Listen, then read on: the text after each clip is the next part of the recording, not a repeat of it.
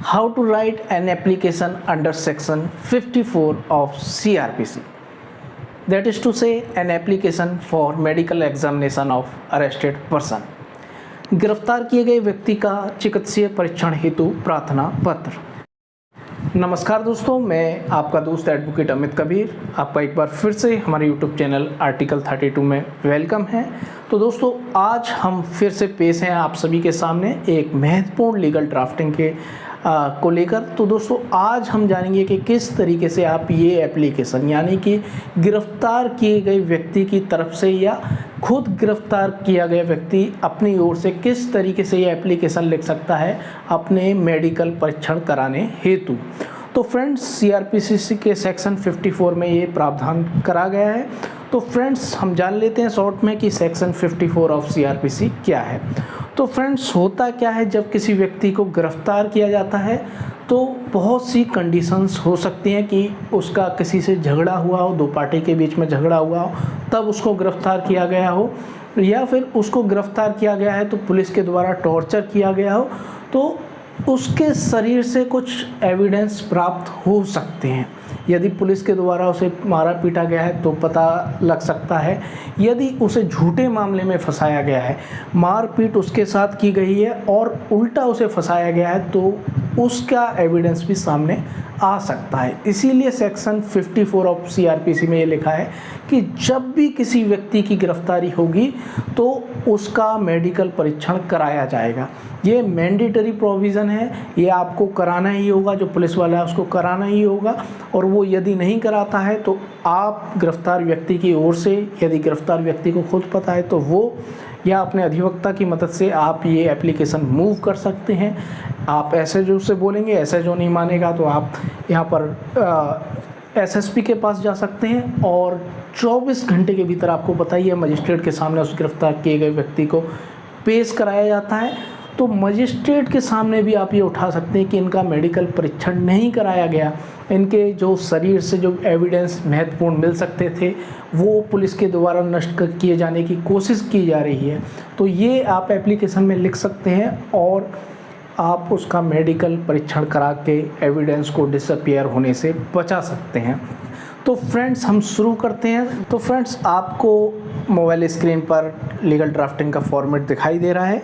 तो फ्रेंड्स, इस एप्लीकेशन को भी दो तरीके से लिख सकते हैं। यदि आप एसएचओ को दे रहे हैं और एसएचओ नहीं मानना है तो आप एसएसपी को ये एप्लीकेशन दे रहे हैं तो किस तरीके से लिखेंगे, एसएसपी या जो थाना अध्यक्ष है उसे लिख रहे हैं तो सेवा में श्रीमान थाना अध्यक्ष महोदय इस तरीके से लिखेंगे, या फिर सेवा में श्रीमान एसएसपी महोदय आगरा इस तरीके से लिखेंगे।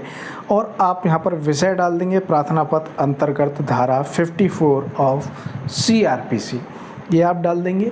या फिर आप न्यायालय में दे रहे हैं, एसएसपी ने भी आपकी बात नहीं सुनी, थाना अध्यक्ष था उसने भी बात नहीं सुनी थी आपकी, और 24 घंटे के भीतर जब उसे कोर्ट में पेश कराया गया तो कोर्ट में भी आप यही एप्लीकेशन लगा सकते हैं। लेकिन कोर्ट का जो फॉर्मेट रहता है वैसे ही आपको शुरू में लिखना है, न्यायालय का नाम लिखना है, न्यायालय से पहले आपको लिखना है न्यायालय श्रीमान मुख्य न्यायिक मजिस्ट्रेट महोदय आगरा, जो भी न्यायालय है। यदि जुडिशल मजिस्ट्रेट है तो उसका जो भी नाम है वो लिख देना है। यदि एग्जीक्यूटिव मजिस्ट्रेट है, एसडीएम की कोर्ट में पेश कराया जा रहा है तो उसका लिख देना है न्यायालय श्रीमान अपर मुख्य न्यायिक मजिस्ट्रेट महोदय आगरा, ये इस तरीके से लिख देना है।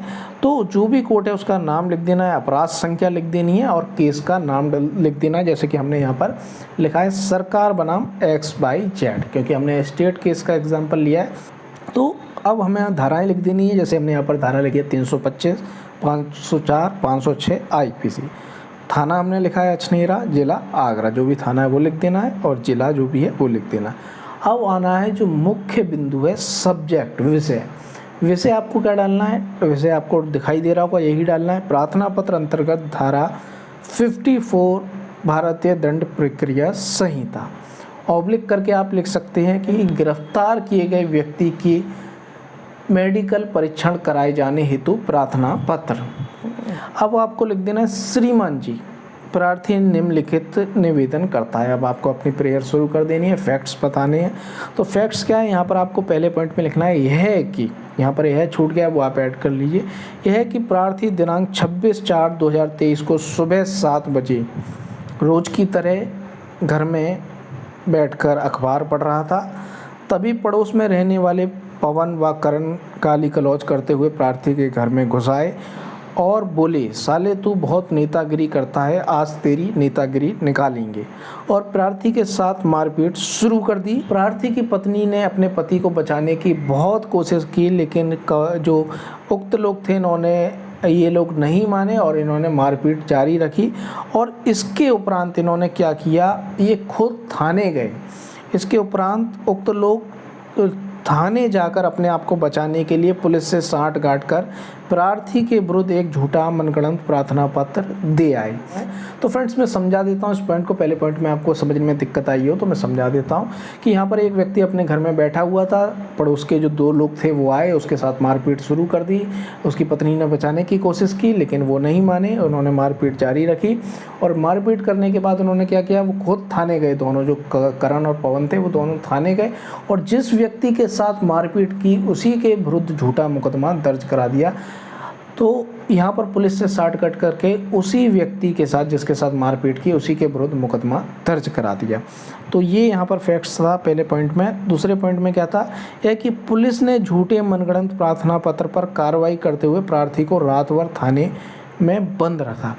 ये झूठा मामला दर्ज करा दिया गया। तो जिस व्यक्ति के साथ मारपीट की गई थी उसी को पुलिस उठा लाई और उसको थाने में बंद रखा। जब प्रार्थी ने पुलिस अधिकारी को अपना चिकित्सीय परीक्षण कराने को बार बार निवेदन किया जिससे कि सच्चाई सामने आ सके, तो थाना अध्यक्ष ने उक्त लोगों से सांठ गांठ की वजह से प्रार्थी का चिकित्सीय परीक्षण नहीं कराया, जिससे कि उक्त लोगों के विरुद्ध साक्ष्यों को मिटाया जा सके। तो पुलिस इसमें मिली हुई थी, पुलिस एविडेंस डिसअपियर करना चाहती थी, मिटाना चाहती थी। तो इसीलिए बार बार निवेदन करने के बावजूद भी जो प्रार्थी था, प्रार्थी के घर वालों ने जो थानाध्यक्ष से निवेदन किया, उसके करने के बाद भी उसका मेडिकल परीक्षण नहीं कराया गया। यह कि उक्त पवन व करण के द्वारा प्रार्थी के साथ मारपीट करने से प्रार्थी को काफ़ी गंभीर चोटें आई। यह कि थाना अध्यक्ष ने साक्ष्यों को मिटाने के लिए प्रार्थी के बार बार निवेदन करने पर भी प्रार्थी का चिकित्सीय परीक्षण नहीं कराया। यहाँ पर जो थाने, इसमें आप चौथे पॉइंट में और आगे बढ़ा सकते हैं कि इस तरीके से जो थाना अध्यक्ष का जो कृत्य है, जो पुलिस अधिकारी का जो कृत्य है, वो धारा 54 ऑफ CRPC का उल्लंघन करता है। जो मेडिकल परीक्षण होना चाहिए था प्रार्थी का वो नहीं कराया गया, इसीलिए ये धारा 54 ऑफ CRPC का उल्लंघन है, ये आप लिख सकते हैं। और लास्ट में आप प्रार्थना लिख सकते हैं, इस तरीके से लिख सकते हैं और लास्ट में आप प्रार्थना करेंगे। प्रार्थना में आप क्या लिखेंगे, अतः माननीय महोदय से विनम्र निवेदन है कि साक्ष्यों को मिटने से बचाकर न्याय सुनिश्चित करने के लिए प्रार्थी की चिकित्सीय परीक्षण हेतु थाना अध्यक्ष महोदय को आदेशित किया जाए, ताकि प्रार्थी के साथ जो मारपीट की गई है, उसके साथ जो क्षति कारित हुई है, वो घटना सामने आ सके, वो एविडेंस सामने आ सके व उक्त लोगों के विरुद्ध मामला दर्ज कर उचित कानूनी कार्रवाई हो सके। दिनांक डाल देनी है 26/4/2023 और प्रार्थी का नाम डाल देना, दोबारा अधिवक्ता। तो फ्रेंड्स, इस तरीके से आपको एप्लीकेशन लिख देनी है। तो फ्रेंड्स, आप समझ गए होंगे कि धारा 54 ऑफ CRPC के अंतर्गत गिरफ्तार किए गए व्यक्ति का यदि मेडिकल परीक्षण नहीं कराया जा रहा है पुलिस के द्वारा, तो आप इस तरीके से आवेदन देकर उसका मेडिकल परीक्षण करवा सकते हैं। बहुत ही ज़्यादा इम्पोर्टेंट ये सेक्शन है, आपको अपने राइट्स के बारे में जानना चाहिए, क्योंकि हमारा जो वीडियो बनाने का पर्पस रहता है वो creating legal awareness in society रहता है। तो फ्रेंड्स, इस वीडियो को अधिक से अधिक शेयर करें, क्योंकि बहुत ही ज़्यादा इम्पोर्टेंट ये व्यक्ति का राइट है। तो friends, thank you very very much.